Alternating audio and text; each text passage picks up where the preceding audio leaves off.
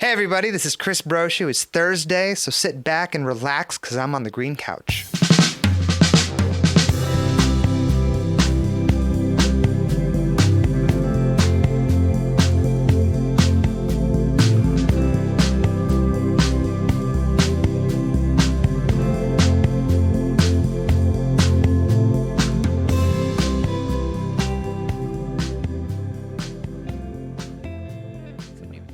O'Doul's red. It was an extra 50 cents. It was. Hey, Raz, good news. Yes, Bill. We got our first postcard back. Oh, read it. Read it, please. To the Green Couch family, if I timed this right, the year for you is now 2020. The year for me is lost. Time slipped, and our calculations are off. Much was lost in 2057. Then again, much was gained. Mankind's greatest breakthrough was simply another turning of the wheel for the universe. Through cracks we weaved our way to other dimensions. Then we got lost. Humanity was lost until we met those that taught us the way. But we paid the price. Much of our history is now lost. Do not falter. Prepare for 2057. Signed, BbartokK. Thank you, BbartokK. Thank you. That was great. Our first postcard. Yeah. I was waiting on this. We'll put it on the fridge. And he, there's some alien glyphs. I'm not certain what to make of those. Okay, I was kind of waiting, so that was that weird pause, but I also wrote a letter. Oh. Why don't you read this? No, I'm not good at reading letters. Good. All right. Because this is not a good letter. Okay. To read it out loud so the reactions are fresh. All right. To whom it may concern. I first met Emma when I was contracted through a third-party trash rabbit to do a small bit of maintenance at her office in Culver City. There was an umbrella which served as a sunshade and had at some point been damaged, which she hoped I might have been able to repair. Having successfully achieved this goal, I left word of how to get a hold of me should she or her office mates need any additional assistance, then went on my way to another customer. Sometime later, Emma got in contact with me again to help her and her partner Alex, as well as their animals, in the process of moving out of one of the apartments into another. Over the course of 2 days, towards the end of June, the 20th and 22nd, if I'm not mistaken, in this year of 2019, I removed a number of items from the walls on the first apartment. This consisted largely of framed artwork, but did also include a wall-mounted television. Nails, screws, bolts, and anchors were all detached from the surface at Culver City. In the created vacancies, I spackled the drywall, filling the holes, then gave the affected areas, by means of a particular spray can-based substance, the texture consistency necessary to blend them with the rest of the walls. As a finishing touch, I also gave a fresh coat of paint to any and all areas of the apartment affected by the tenancy and moving. Accordingly, I was remitted a total sum of $477, broken into 3 payments, one of $200, a second of $210, and a third of $67. As previously stated, my services were brought to Emma's attention through past work which was of satisfactory standard, enough to warrant being hired again. I brought nothing less than the same skill and professionalism to the repairs performed at the Hughes Ave residence. To spell it out more plainly, I left, and by that token, Alex and Emma left no cause for withholding of their deposit for the assessments of fees. It is in my professional opinion that the landlords, the perpetrators of a system designed to prey upon tenants' needs to fulfill in housing what ought to be a human right, are through their actions flagrantly displaying an absence of philosophy, theology, decency, and general good taste.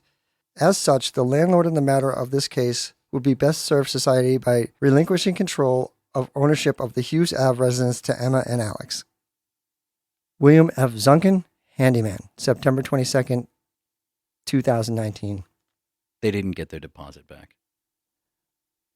Oh. So you're asking to have them Is this like an official like reading, or is it like? I'm just kidding. They did get their deposit back, but because I wrote a second draft after Aubrey told me that I sounded like an insane person for writing that letter. I sound equally insane for reading this letter. It's like written on like yellow legal paper in longhand. Yeah. With a lot of misspellings and smudge marks. Yeah, there's quite a few smudge marks, but that's okay. No, but look at like it. Would you as a business owner respond to getting a letter like that?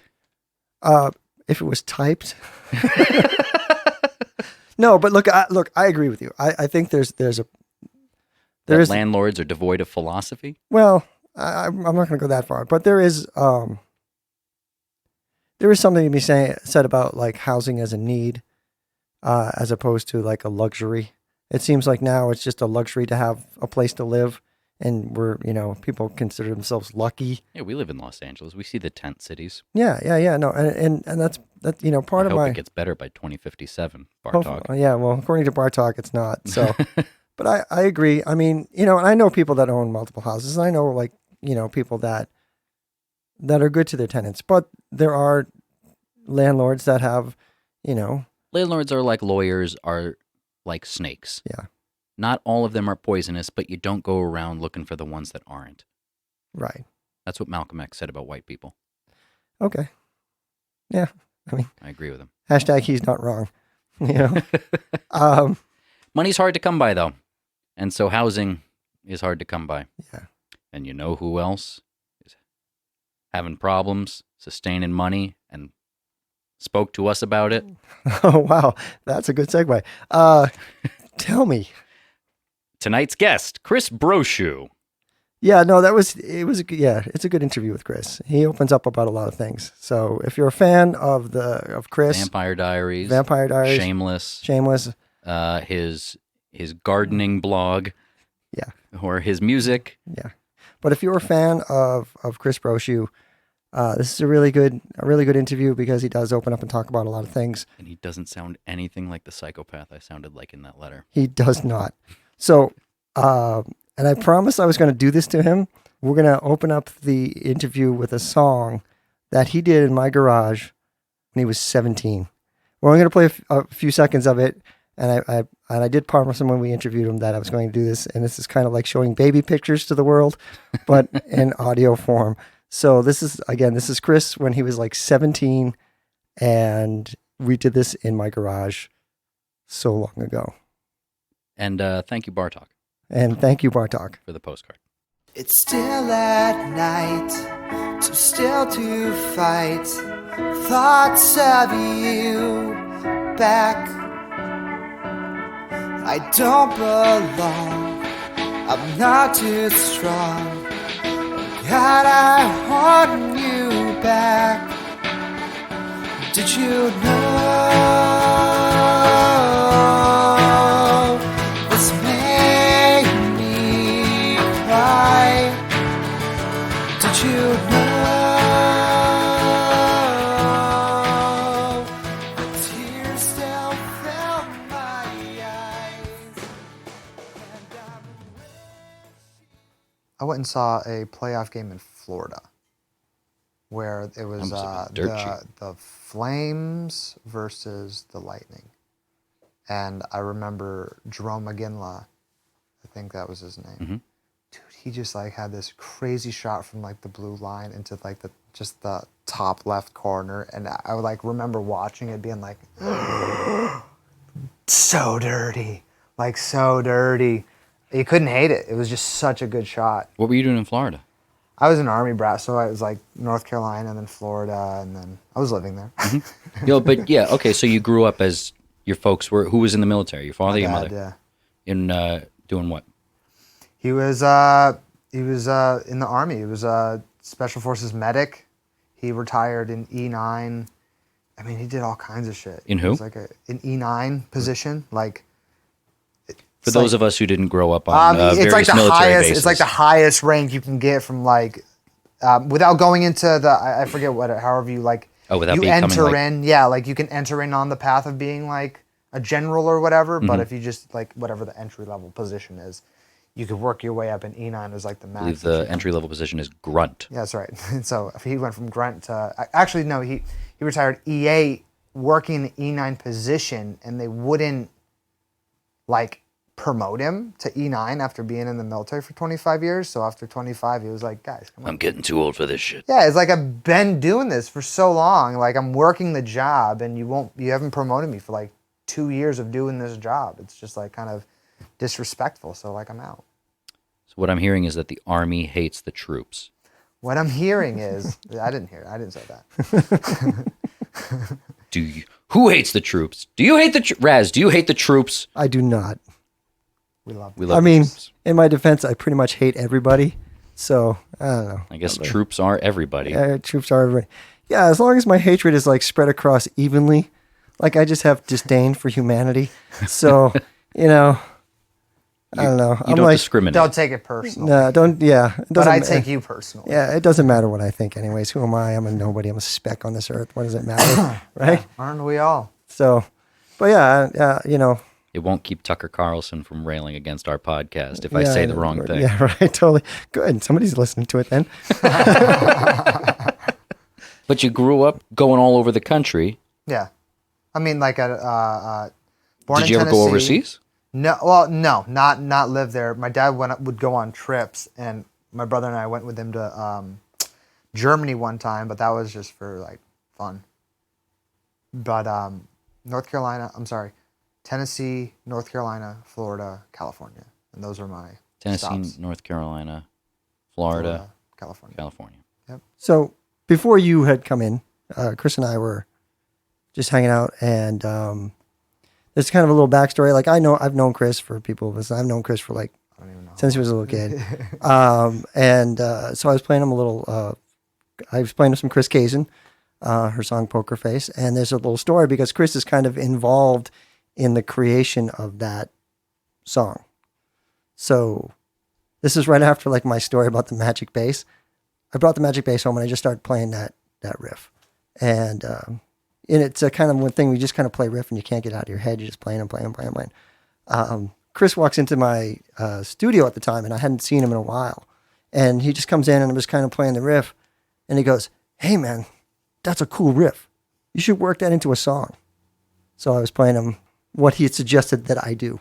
Yeah, I think it was like I think we were that doing gets like a you little, points. Yeah, it's just a little tasty riff. Just a little tasty riff. Tasty little riff. It's I like- think it took me a little second to like get on it, like figure it out, and then Yeah. it's fun. So yeah, like I said, we've known each other for a long time. When I first met you, I knew you as an actor, Yeah. and we worked on this thing together, and you were the on-camera talent. And I remember this is way back when. This is back in the days of like Facebook, when Facebook was just before it was all Yeah, right. political ads and people screaming at each other. The job was over, and like you're like, oh hey, let's be friends on Facebook. I was like, yeah, cool. So you posted a picture of you like with a guitar. I remember sending you a message going, "Hey man, do you just play that thing, or are you just posing with it?" And you're like, "Hey man, I play." Yep. And then you came over and you started playing your songs. I was like, "Oh shit, this kid can play and he can write some music." So Yeah, we did like a proper. I gotta just see if I can find that track. I have the track. Do you have the track? I have the track, and what we'll do is we'll use that track going into this interview. So Love it. Kind of. yeah, it's okay. No, but it was cool. It was like the first thing that we kind of did together. We did it in my garage. Yeah. Yeah, and we just kind of worked it up. So we'll use that. The song that coming into this interview will be the song that we're talking about. As we were talking earlier before we kind of turned on the mics, there's the two CHRIS Brochus. There's the actor Chris, and then there's the musician Chris. And I'm sure the people that follow you on Instagram, part of them are actor Chris and part of them are musician Chris. So what's kind of the... How many of them are Chef Chris? There's a lot of good stuff, Chris. I tried to I've gone through because in this whole like world of like creating content and stuff, it's like I know that it's somewhat necessary these days, but I don't know how to do it and still remain, have my dignity intact. It's like I fucking hate playing the games. So I just like I did like one episode, and I think it's even hidden now on my YouTube channel, but it was cooking with Chris, and it was the concept was, let's create a healthy organic meal that costs less than McDonald's. So I basically just tried to, that was the concept. And I did like one episode, and then I was like, why am I doing this? I should be really focusing on music and like putting out that type of content, the stuff that I, actually want to do. And so there's, I guess there's like a few people that know of Cooking Chris. How many are cartographer Chris people? Cooper Chris. Minus -3%. Well, there's also Gardener Chris, because I used to watch some of your Instagram live things where you're just out there like growing tomatoes and stuff like that. I like that as well. I don't know. I'm trying to figure out. I just, sometimes I'm on Instagram and just, all day. And then sometimes I just like drop off for a week or something. And it really depends. But for me, the gardening aspect was just something that's something that kind of keeps me sane, because it's something that I can physically watch grow, and I know that I'm in charge of it. And if something starts getting wilty, I know it's my fault, or it's like getting too much sun, or it's overwatered, and it's one thing that I can see my energy actually being like manifesting into something. And so it's kind of like my meditation in the morning is to go out and water the plant. And I don't have a lot. Like I've got like one tomato vine, and I've got like some pots with some random other plants like lettuce and stuff. But for me, I've always liked gardening. It's just methodical, and you can just kind of take your time on it. And if I got a Saturday where I've got nothing to do, like I'll go out there and just, have a beer or 2 or 3 and just spend time with my plants. Get away from everything else. Nobody understands me like you do. Carrots. That's right. And at one point you were curating a special type of yes, I plant. was. Yes, I was. And that was also something. Shiitake mushrooms. Shiitake mushrooms. Yeah. I grew a wheat plant. I grew a nice little wheat plant, and it was it's great. It's really good. Yeah. No, I can personally attest to that. It, like the CHRIS Brochù, I called it the 0 to 60. Yeah, I had a little bit, and I was Just ready to take on the world. Oh yeah, no, it was crazy. Like I got on my bike and I was riding, and it was like when the SpaceX launched, and then like in the sky. Oh no, that's the perfect time. Yeah. So the 0 to 60 weed laid me out, and it was good. So. Yeah, that was another one of those experiments that like I just had these seeds laying around and threw them out, and one took, and I just tried to, again, like, let's see if I can grow this thing without using, weird non-organic pesticides or whatever. And I think people get, I don't know, weed culture is so weird, because most of the time when you like, when you talk about growing or cultivating, it's on such a mass scale that it's so precise, but people forget that it's a weed. It'll grow. Just like let it do its thing. But you do have to go out there and make sure that the bugs aren't like eating at it or laying eggs or like, creating little nests or something like that. So every once in a while you got to go out there and like go through all of the little buds. And it's another one of those, again, meditative things, and it saves you a lot of money. So there's that. Yeah, I mean, if you can grow enough food or what have you, to make a meal out of it every now and again, that's great. That's basically it. Like I have a salad like every Well, couple weeks. I can tell you that your weed saved me no money, because I went and bought a pizza afterwards. Yeah, well, no promises for the after effects, but Yeah.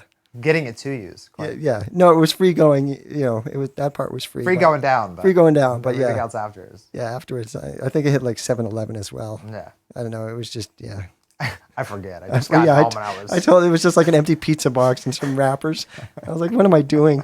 So, but yeah. And that's why I haven't been over since. Right, totally. And with that, yeah, it's like, you get a decent amount from a plant, so that's pretty good. And now I'm taking like 3 months off of no smoking, no drinking, and just like trying to focus and see what the hell's going on in 2020, because I don't know. I feel like everybody I know is like going through this like, just, I feel like life is a pulse, you got the ups and the downs, and I feel like I've been making my way from this like downward slope, and I'm just like waiting for whatever the peak of this is, so that I know that when that comes, like I'll prepare again for the drop. But the drop has been crazy. It's just been tiring. All right. Yes. We're speaking really abstractly right now. You're talking about this pulse of life. Yes. This high point you're talking about. Yep. That you are coming off the downward backside of. Right. What is that? Is that your acting career spiking? I think it's like, I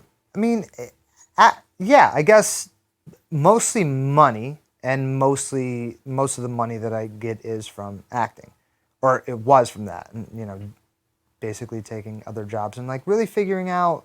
I just got married in April, so it's like figuring out like thank you so much, just figuring out like what the plan is. You know what I mean? Like, there's only up until I met my wife and we started dating, like my accountability was basically myself. And I was in a position where I was rather successful, and I could basically I could call the shots.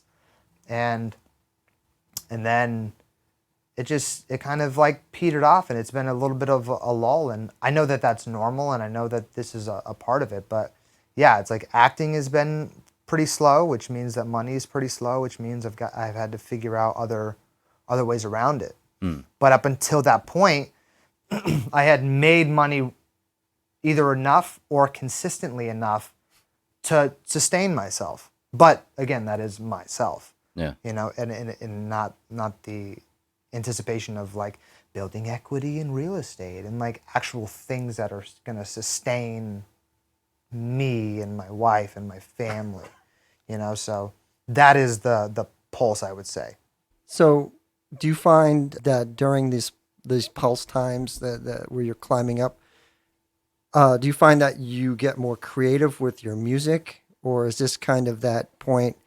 Bill and I have talked to a bunch of people, and there's always that moment where they're just kind of just drop out. And like, I know, like I only write when I'm miserable, so, I try to keep a consistent miserable index, right, in order to keep playing. But do you find in this kind of pulse thing, because you said it's like an up and it's a down, and it's like, it's a sine wave, basically. It's much like how music is and how much anything is. So do you find that you start to dig in a little bit to your music a little bit more, or do you find this kind of that pre-musical thing that kind of gives you that influence for like when you kind of get to the next roller coaster down? Do you find that this is that climb up is giving you all that information to write music on the way down, or is it the opposite? I think it is. It is kind of yes. Most of my music is. I've been realizing recently the intention is positive, but it comes from the knowledge of just like shit's hard, and so in the past, 2 or 3 years, there was a lull in music just because shit was so crazy that nothing was really. I didn't really have. I don't know. I didn't have time, or it just wasn't coming through. Or for me though, it comes to me, and then I have to sit down, write it down, record it, do whatever I have to do to keep it. I can't really seek out to write a song. It like either the concept or a line or the hook or those things come, and then I have to, okay, let's flush this out, at least the chorus or at least the verse, so that I know kind of what it's going to be about. Like I've got, in the past, 2 or 3 years or something, like I think I've written some of the best songs that I've ever written, and things that I've really wanted to be able to articulate that I haven't been able to articulate. And so I have them now, and I'm really looking to make an album. my first proper album, because I basically have only done I've done a EP and I've released singles like gradually, because that's just kind of financially what I've been able to do. So I think for me it is the hard times, because I write songs for me, but I also try and write them from a universal place where I know people can sing them as well, you know. So yeah, I think it is the hardship that pushes. And when there's not acting going on, like that's my only other creative outlet, and it is my favorite creative outlet. So it's my therapy. You know, I just find myself at the end of the day, like, you know, picking up the guitar and I'll put on a jam track, you know, and like go off for 30 minutes and just figure out how it all goes, or write that riff or work on that chorus, but yeah, it's my therapy, and it definitely comes through the curve. That curve, yeah. Did you grow up playing music? I mean, I grew up, my first instrument might have been piano, and then I kind of was like, I think my first instrument that was clarinet, and I really liked that. And me and my friend James were the middle schoolers, but we were like decent enough that we got to like play with the high schoolers, which was like a lot of fun. Played that, and then when I got out of school, when I dropped out of school, I was like homeschooled on and off throughout my childhood because we moved around a lot. Right, and you got into acting really young as well. It's like 17. Yeah. Yeah. But before that, it was clarinet, and then piano, like forced to take piano lessons. And then I basically was like, I want to play guitar. And then a guy at my church helped teach me like a couple strum patterns and a couple of chords. And then from then I was just like trying to figure stuff out by ear on, you know, listening to Blink-182 and like, how do you play that riff? And then when you play that riff, like opening the window and turning up the amp and being like, I can play Blink-182, you know? Yeah. So I grew up playing music and singing and all of those things, but I think the first catalyst was like, yeah, I want to play guitar because it's cool and girls like that. And then like creating a song that was kind of like a musical, kind of like a parody of sorts, like tongue-in-cheek, kind of cute. Wrote one for a girl that I liked, and she liked it, and then I was like, wow, this is awesome.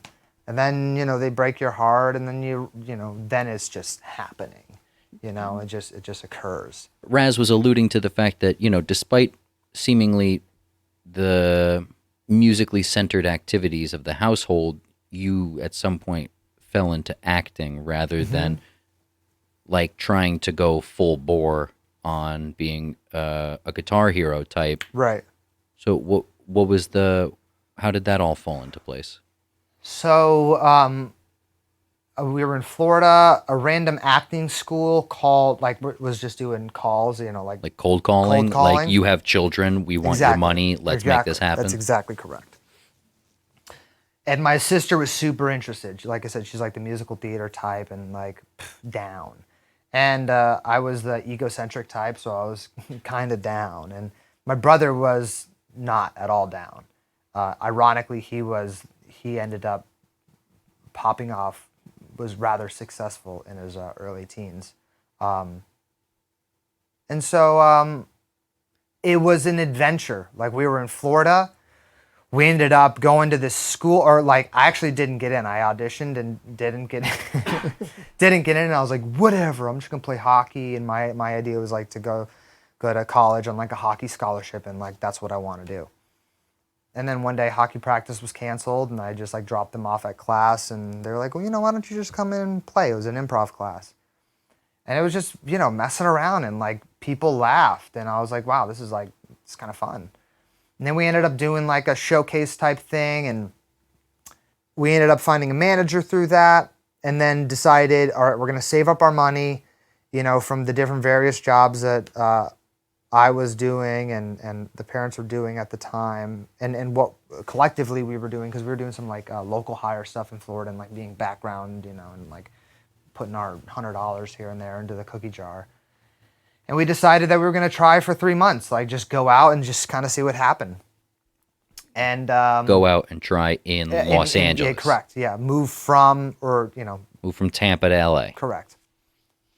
And my dad stayed in Florida because he was still working and holding down the household, and we were just gonna try it for 3 months, and stuff actually started popping off. Like things were actually happening. We were actually making money, and it was an interesting kind of dynamic where we just kept staying. And then I eventually made I got a Guitar Hero campaign, and What, this was like a commercial that you were in? yep. And collectively we had accrued enough money to be like, yo, quit your job, let's come out to California. Is what you said to your father. And he did so, and he ended up getting another like military contract job, the same month or something in California, which was fantastic. But and then we haven't left. It's been 13, 14 years So now. the experiment is going strong. The experiment's going strong, and it's like I said, I don't know if it was here before we turned on the mics, but it's the only thing I'm actually like I've put in. I'm working up to my 10,000 hours in acting, kind of without really knowing. But yeah, so music was always in Florida was always me and my Puerto Rican friends, we'd freaking go to their house and we'd like learn Blink-182 songs, you know what I mean? And we'd all take turns on like the drums or the bass or guitar or just whatever. We would just have fun. And it was like a social thing for me to do. And then ended up doing acting and stuff out here. And then one day on Facebook, I just put out a message like, who wants to start a band? Like, let's do it. And so a couple of my friends at the time hit me up and we just started a band. And that's kind of how that happened. And I have been personally doing it ever since. Because like I said, the songs just come. My songs are external answers to my internal questions. So it's been a balance ever since. Like music has been acting has been what was making me money and has made me money, and music has always been like it's where I believe my purpose is, and so it's balancing both. At what point in your on the trajectory, the life pulse, on what part of the way towards the peak of the swell do you start this band? And what was the name of the band? The band, the first name of the band was Fall Into Faith. I was still like kind of in religion. Like I was getting to the age of starting to question things around me. When was that? Like 17, 18, 19. Okay, so that was, Raz alluded earlier that 17 was when you got into acting. So is that about the time that you came out here? Yeah. So what I'm hearing you say is that Los Angeles is a pit of sin, and it's a vice house, and it can let be. Let me just clarify. Chris was a good kid. Until I introduced him to bourbon, Kerouac, and marijuana. I was still pretty sheltered among all of the. I mean, I guess religion had put me in enough of a box in my brain that I was navigating all of this still from a rather sheltered place, but. What kind of church did you grow up with? Southern Baptist.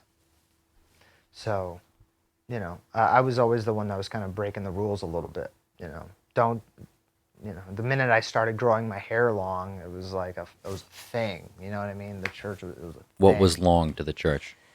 Anything that was touching your ears at first, and then I just kept going with it, and everybody kept telling me where the line was, and I kept just like dancing on the line because I was like, what are these rules and why are they here? Don't you know that Jesus had a crew cut? Right? Jesus kept it really high and really tight. But it's funny. I remember when I gave you Kerouac, and I gave it. I think it was like I do too. I think it was maybe your 20th birthday. It was before that. Oh, okay. It was like 17, 18. Yeah. It was probably like 18, 19. Oh, maybe yeah. Yeah. And I didn't hear from you for a while, and And I specifically remember you coming over to the studio. It's like, oh, dude, I haven't talked to you in a while. I want to play you some new songs. Yeah. And you came over, and I thought you were going to play like 2 songs, and you like unleashed like 20 songs, and they were all really deep. And I was like, what the fuck happened to Chris? He's like, all of a sudden he's like Bruce Springsteen here. You know what I mean? I've been hibernating. I've been just kind of like reading and doing all kinds of stuff. Down to the crossroads. Right, Yeah. totally. And I was like, fuck yeah, Kerouac paid off. So, Yeah, it was. You gave me Kerouac about the same time that I went and did Soul Surfer, and then I met a good friend of mine, Ross Thomas. And so then he kind of turned me on to like a whole nother like world of spirituality, in a sense of like different plant medicines and whatnot. And I still wasn't. I smoked weed for the first time at 23. I remember. Yeah. And that was still like 3 or 4 years away. And so I started becoming introduced to all of these new ideas and things that I was not sure about at all, but I was very interested in. So I just started like reading and like researching and, you know, just being open to different ideas, and have slowly just started, you know, I'm a Cancer, I'm a crab. Like it takes me a while to shed my shell, and when I shed my shell, I go like hide out so nobody like hurts me or eats me, and then until the shell grows back, and then I'm ready to like party again. Well, I mean, that kind of fits in with the, you know, the whole ebb and flow thing. It's the shell, and then, you know, since we had been talking about your music and stuff like that, Yeah. I think what we're going to do is take a little break here, and we'll have Chris do a little song, and we'll talk about that afterwards. Sounds good. All right. So we kind of got you set up here to Yeah. go to do a little song for us. What's the name of the song? This song is called 1-2, and it's the latest single that I've put out, and it's one of my favorites.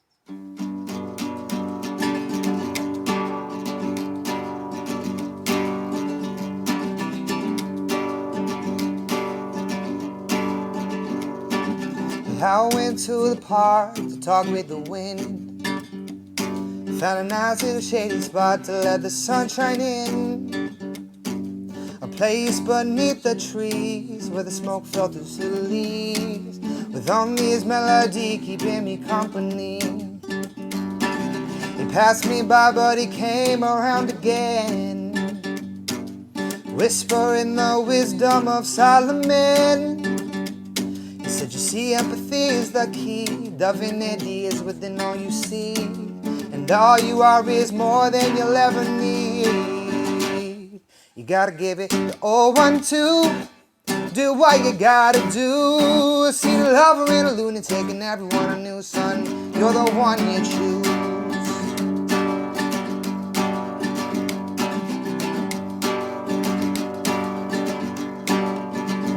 And I go down, down to the water to comfort me. And I jumped in buck naked, whistling the wind's melody, while submerged the words occurred to me. As above is so also beneath. When I came up, the world around seemed brighter. The sunshine heals my mind, but it burns my skin. I look to her, for only she reflects the me only I see. She said, let the truth you speak be the truth you see. You gotta give it the 0-1-2. Do what you gotta do. See the mystic and the hypocrite, and everyone a new son. You're the one you choose. Spoke, got woke with fire as he took me higher. He said, I burn you boys so bad till you smoke like me. To balance the fire within, rub your all as your medicine, and know that every thought sparks its kindling. Then he revealed to me we're all golden kingdoms, so heaven is as close as it's believed to be. The temple is you, the Trinity is your spirit, your mind, and your body, and your foundation's as sound as your dignity. You gotta give it the 0-1-2. Do what you gotta do. Seen a killer and a clergyman, and everyone a new son. You're the one you choose.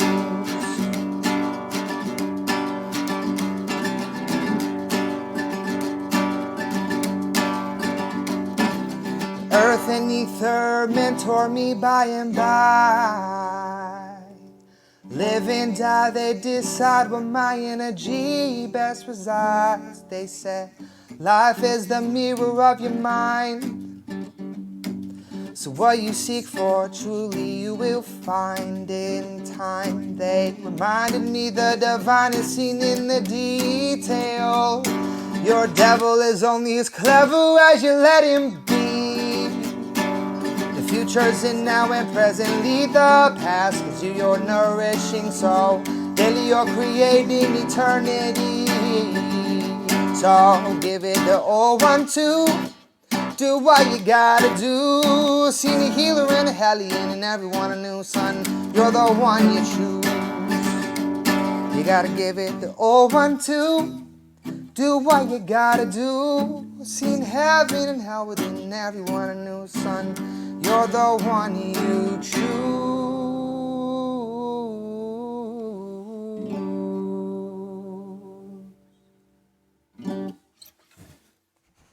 Yeah, right on, man. That was cool. I like that song because it reminds me of like a traditional like Woody Guthrie song. Yeah. You know, it's very classic folk music. You know, Yeah. it's kind of that early 60s type of thing. It's one of the more folkier ones that I have, and it just kind of came through. And like you're obviously one of the inspirations for that as well, because we tripped out on the wind for a little bit. Yeah, that's You know what I mean? yeah. We're gonna get into that one, huh? Mm-hmm.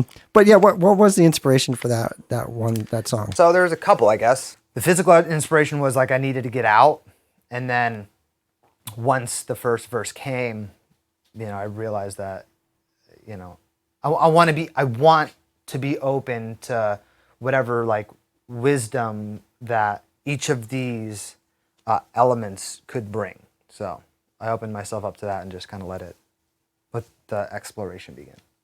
Cool. Yeah. You're publishing these things as a solo act, correct? Yes.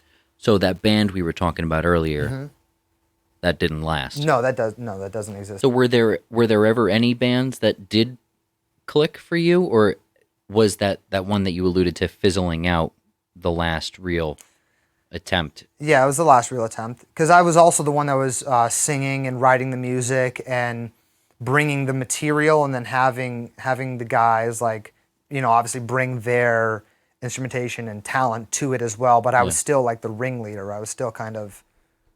And when the acting picked up, Yeah. you weren't there to feed that machine. Yeah. And I assume that wasn't the Guitar Hero campaign that killed that band. No. Right, because you've been on like you were on Shameless for a bit, and Yeah.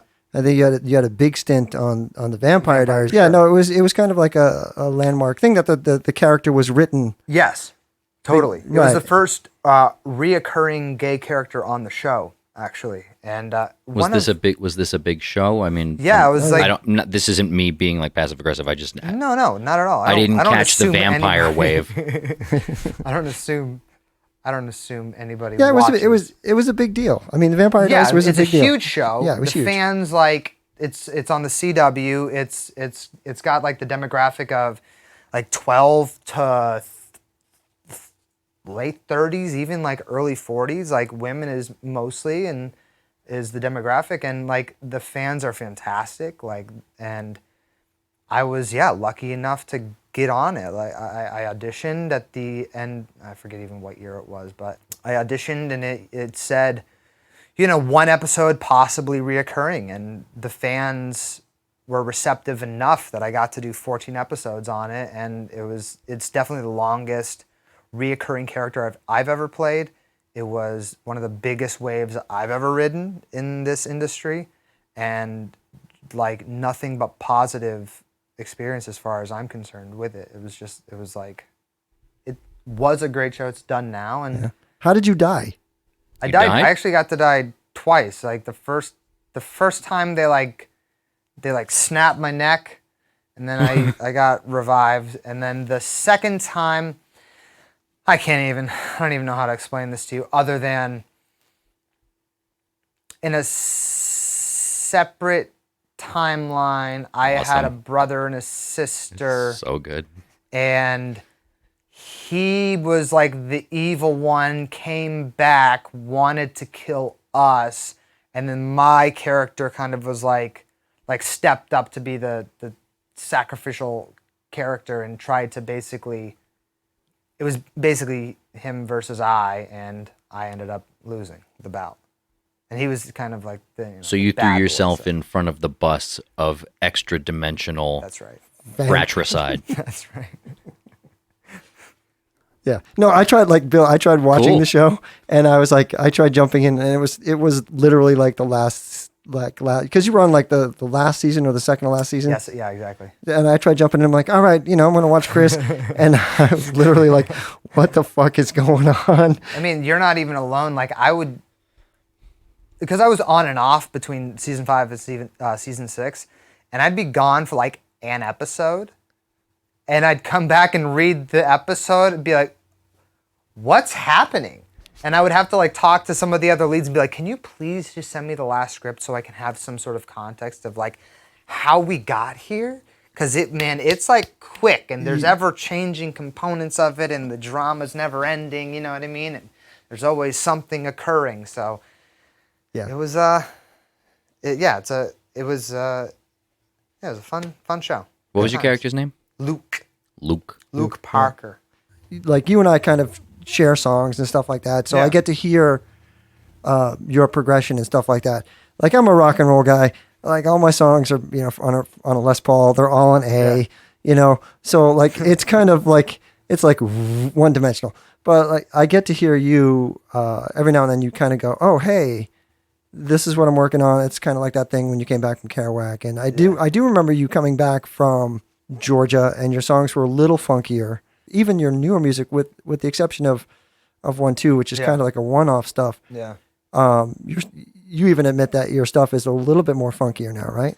A lot of people say, like lyrically, it kind of feels like reggae-y in a way. Like hip hop was a huge influence of mine because of lyrics and how melodies flow within beats and rhythms and stuff. And I love that. But I also love the feeling of reggae. But I also love the sound of blues, and that feeling as well. Just that kind of like dirty, like pocket, slow, almost like chains dragging on a sidewalk type of vibe. So I've always been trying to figure out like how to define it. What would you object to about using the phrase singer-songwriter? I wouldn't. Because I know that doesn't explicitly, in the literal sense of it, spell out what sort of genre you're playing, but it's actually the most accurate.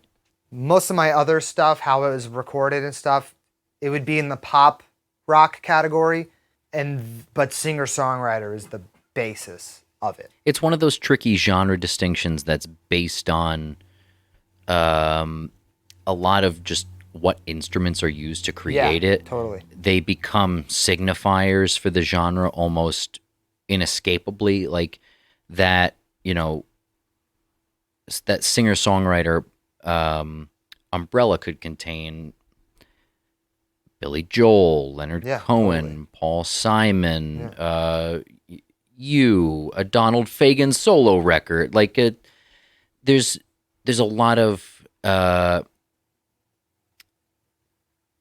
different types of white guys that I'm realizing that fit inside that umbrella, although those things don't necessarily sound identical to one another, although you stick a drum kit behind that and all of a sudden it becomes pop rock. Right. Like without changing anything but adding another instrument. Oh, you add a horn section and all of a sudden it becomes this sort of like soul inflected item.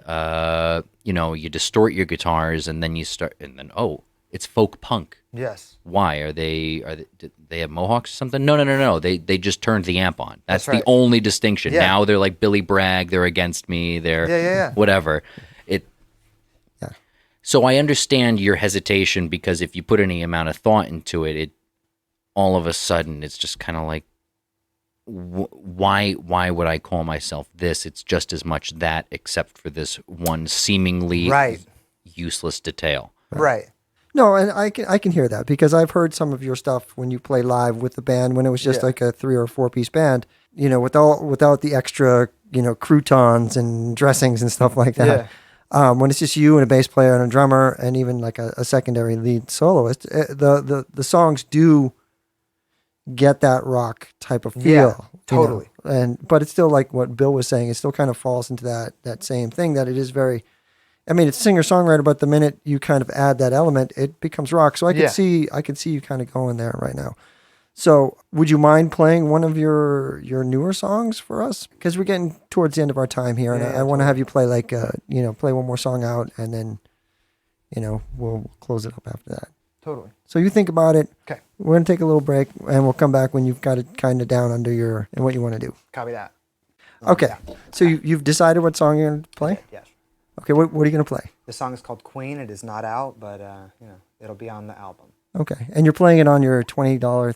This is my $20 Goodwill guitar. I've always wanted a nylon string, and this was sitting at the Goodwill one day, and I was like, can I please see that? And then this E, like how this E sounds. Like how this low E resonates just felt so nice. And it's $20. Okay. So this is good. Anyway, it's an unreleased song that you're gonna play here on the green couch for us. That's it. And it's called Queen. That's it.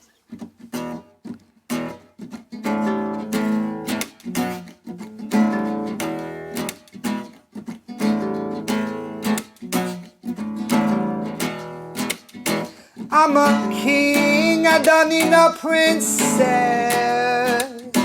I'm a king look for queen. I'm a king, I don't need no princess. I'm a king look for queen. Oh, well, hello, Miss Thing, you my queen. The way that you moving them hips, girls, got the man wondering. I like what I see, mon petit boutique. You got me thinking in French, girl, and I ain't bilingual, oh. But the moon is full and the beat feels good and the drinks is cold and my mind gets to blurring the closer my body is getting to hers. And who you? She asked me. I told her C to the M to the B. More importantly, who are you? She said let's talk and move like I move. So I quit talking and moved like she moved. I'll play a game, but I play by my rules, cause I'm a king, I don't need no princess. I'm a king look for queen. I'm a king, I don't need no princess. I'm a king look for queen. She won my heart in a hurry. She paid off the judge or befriended the jury. But I don't really worry with my love in her eyes. They outshine her jewelry. Girlie, what you thinking now? She said I need me a man that don't mess around. I said I need me a woman who can rock a crown. She said I need me a boss when the chips are down. Oh, you need you a jefe. Got the bad boy swagger if they're testing. If you'll be mi reino, su reino, mami. Te callos aquí, baby. I'm a king, I don't need no princess. I'm a king look for queen. I'm a king, I don't need no princess. I'm a king look for queen. She said, boy, will you be sweet to me? I said, queen, yes, queen. Love in your voice when you speak to me. I said, queen, yes, queen. Promise to never cheat on me. I said, queen, yes, queen. Promise to be a freak to me. I said, queen, yes, queen. Promise to be sweet to me. I said, queen, yes, queen. Love in your voice when you speak to me. I said, queen, yes, queen. Promise to never cheat on me. I said, queen, yes, queen. Promise to be a freak to me. I said, queen, yes, queen. Cause I'm a king, I don't need no princess. I'm a king look for queen. I'm a king, I don't need no princess. I'm a king looking for a queen. Looking for a king looking for a queen looking for a king. Looking for a king looking for a queen looking for a king. Looking for a queen looking for a king looking for a queen. Looking for a king looking for a queen looking for a king. Right on, man. That's that one. Yeah, I'm going to take two guesses who that one was about. We can guess. Go ahead. It's about your wife. Queen Susan, indeed. Yeah, Queen Susan. All right. Well, it was very cool. Well, Chris, thank you very much for coming in. Thanks for having me, guys. Playing these songs for us. Thank you very much for coming in, sitting on the green couch. Pleasure. If people want to be on top of updates as you're working on this new record, or if you're going to play more shows with your band, where should people look to find out news about you? Instagram is always, I think Instagram is the best. Christopher_M_Brochhu. How do you spell Brochhu? BROCHU. I also have a YouTube channel where I put music in kind of like one takes. I go out to Los Angeles National Forest and record some songs and, you know, keep it peaceful, but also try and create some good musical content. And then you got any other projects coming up? yes, so I've got 2 acting projects coming out this year. One is a guest star on The Rookie. It's on ABC. I'm not sure when that'll come out, but tune into Instagram. I'll keep you posted. The second is a film called Peace, starring Alexander Ludwig from Vikings, Sam Keeley from 68 Whiskey, a brand new show from Ron Howard. So yeah, those 2 projects will come out sometime this year. Otherwise, just hit me up on Instagram and see what's popping. Groovy. All right. Well, Raz, Bill, Chris. Thanks for having me. I've been bugging you for a while, so this was a long time coming. Yeah. But I'm glad you came out. I'm glad you came out tonight and sat on the couch and played some songs for us and stuff like that. So, thanks for having me. Right on. Next time we'll do the bourbon. Next time we'll do the bourbon. That's right. On the Green Couch is a production of ArtSchool Records in conjunction with and recorded at Project 4 Studios in Burbank, California. The show is edited by Raz, with additional production support by Dixie Trussell. Please remember to subscribe, rate, and review us in Apple Podcasts or wherever you get your podcasts. It all goes to helping other people find us. For more information, please visit our forever home on the web at artschoolrecords.com. I'm Bill Zunkin, and thanks for listening.